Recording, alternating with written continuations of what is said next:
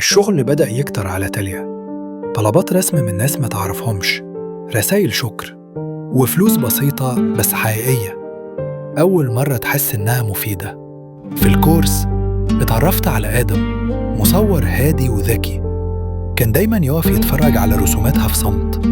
وفي يوم قال لها: رسوماتك مش جميلة وبس، فيها روح. الكلمة فضلت في دماغها طول اليوم. بقوا يقعدوا بعد الكورس يحكوا عن أحلامهم. تاليا لأول مرة تحس إن في حد شايفها بجد. بس الدنيا ما بتمشيش دايماً على مزاجنا. جالها عرض من صفحة كبيرة ترسم لهم لوحة باسمهم بمبلغ يخلص ديون البيت، بس بشرط اسمها ما يتكتبش. كانت ماسكة الموبايل زرار الموافقة قدامها، وفجأة افتكرت إحساس إنها تكون متشافة مش مختفية. وقفت قدام المراية وقالت: أنا مش هبيع نفسي حتى لو محتاجة. وبعتت رسالة اعتذار.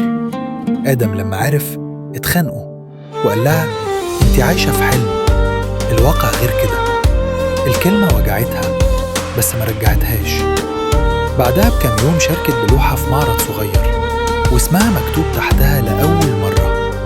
تاليا وقفت قدام لوحتها وحست إنها واقفة قدام الدنيا من غير ما تستخبى. كانت فرحانة وقلبها موجوع، بس فهمت حاجة مهمة: الاختيارات الصح أحياناً بتوجع، بس دايماً